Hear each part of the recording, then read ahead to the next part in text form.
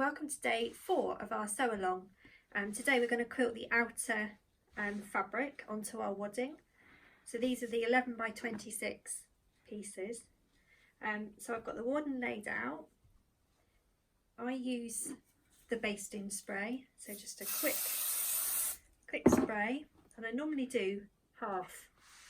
Just do half and then fold back the other half.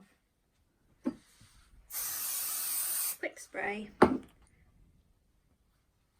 and down. It's easier than spraying everything and then trying to get it all level. So now I've done that, I'm going to mark my quilting lines. And I'm going to do them on the diagonal, but you can do whatever quilting you like. So I've put my ruler on the 45-degree angle. I'm going to draw a line. And then I'm just going to mark 2 inch intervals. So I'm going to use my ruler and put the 2-inch line onto the marked line and draw another. And just continue until you run out of fabric.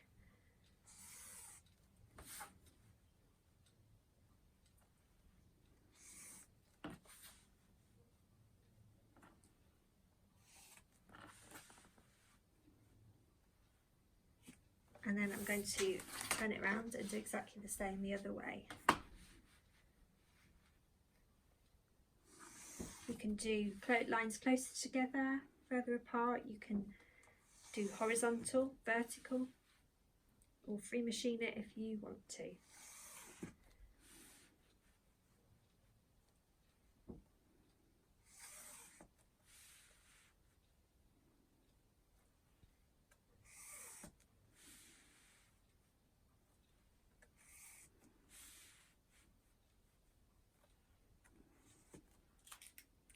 And that's ready for quilting.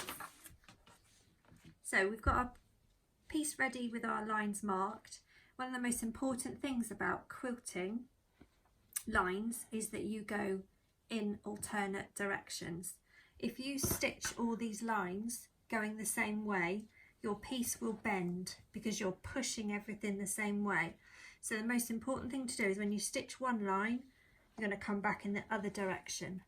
Now, to help with this, you can just draw arrows with a removable marker onto your lines so that you know which way you're going to go. And it just helps. So you can use a walking foot for this. I've just got a normal foot on. I've got a open-toed foot so I can see my line. I'm going to put my needle in a central position so it'll just run up the line. And again, I've got a lengthened stitch. You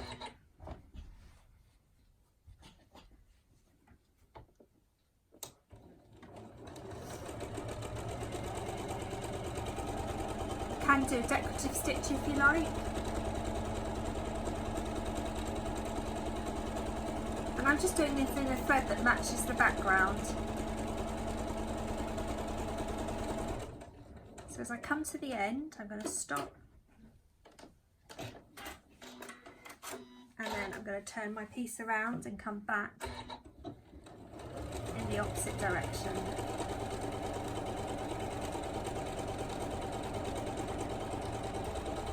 Just guide your fabric piece through. Let the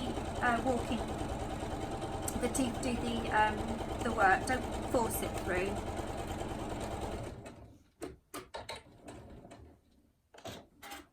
And again, at the end of that line, I'm going to turn it around and come back.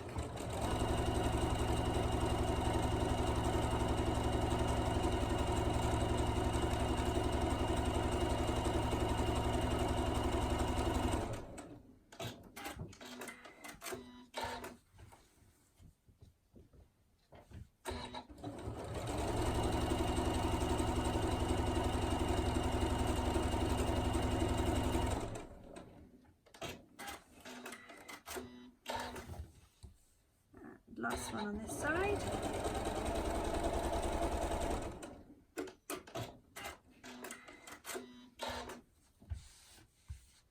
and then you can continue going until the whole piece is quilted.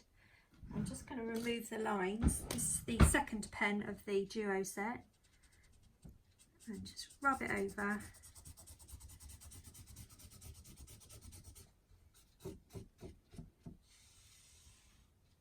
And your line's completely gone. But just continue to quilt the rest of the piece. We're going to make the tie now, the closure tie. This was the 2" by 42" we cut off on the cutting day. We're going to turn over 1/2 inch seam allowance and give that a good press. And do the same the other side. And then we're going to make the tie exactly the same way as we made the zip trim. So we're going to fold it in half and press the fold.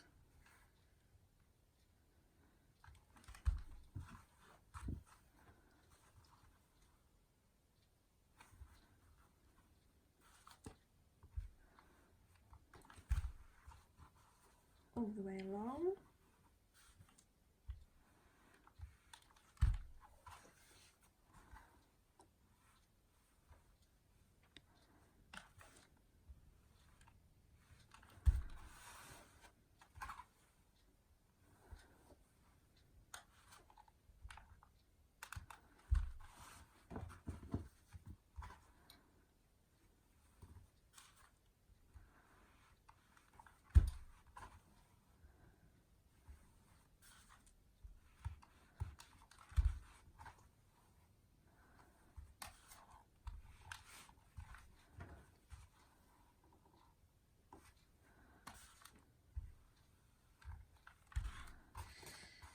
And we're going to open it up and then iron the fabric into the fold line so the raw edges meet the middle crease. Watch your fingers.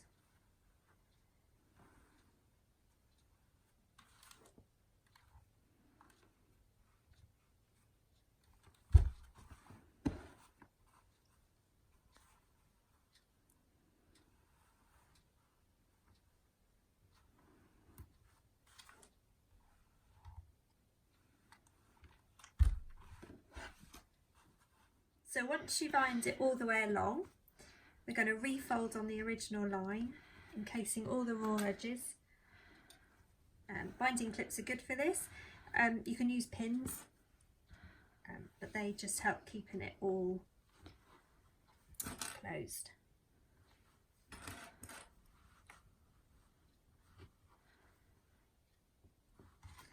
Once you've clipped all the way along, you can start to top stitch. And I just top stitch all the way around. So you're going to close that edge there, but just top stitch the folded edge as well. So I'm using my zipper foot again, because again you can get nice and close to the edge. So I'm just going to top stitch.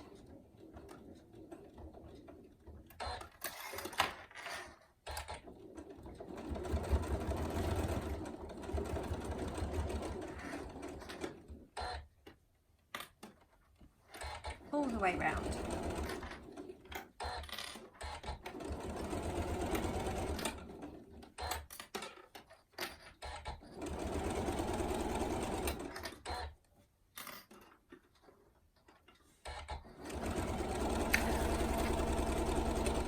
And just continue all the way round so you get back to the beginning, and then just sew your ends in.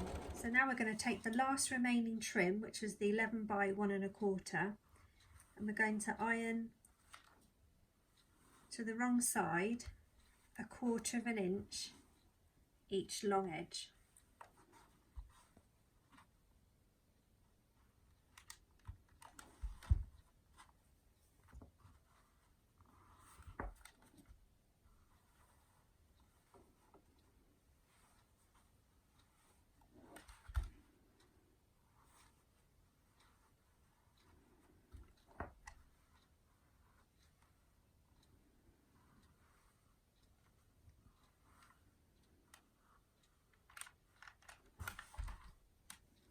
And then we're going to take our tie, fold it in half and mark it with a pin. Okay. We're going to sew the tie onto the outer fabric. So you'll need to mark 13 inches in. And again, use a removable marker.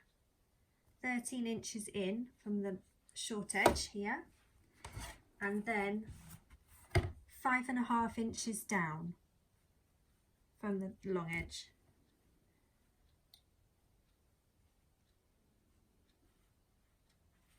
Mark an intersection. Take your glue stick, dab a bit of glue on the cross.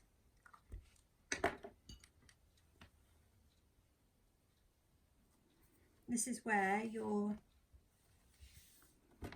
the centre of your tie put onto the intersection.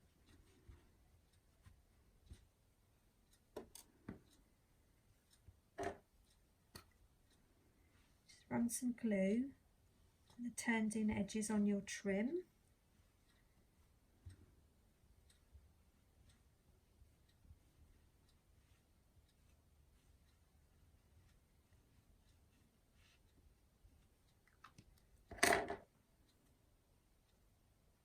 And that's going to then sit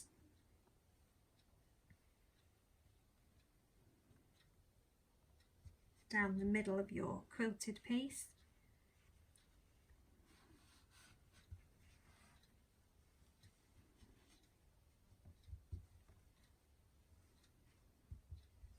And I'm just going to pop a clip at each end. And then we're going to top stitch that onto the outer piece. So now I'm going to top stitch the trim onto the outer, again using my zipper foot to get close to the edge. Just go steady over the bulk.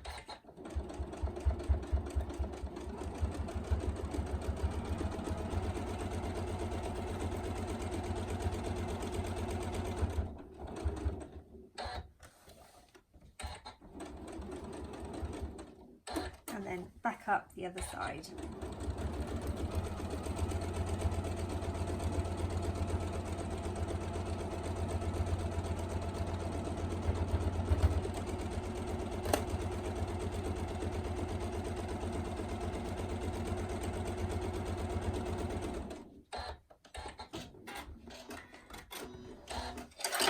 And that is your outer bit finished with your closure tie.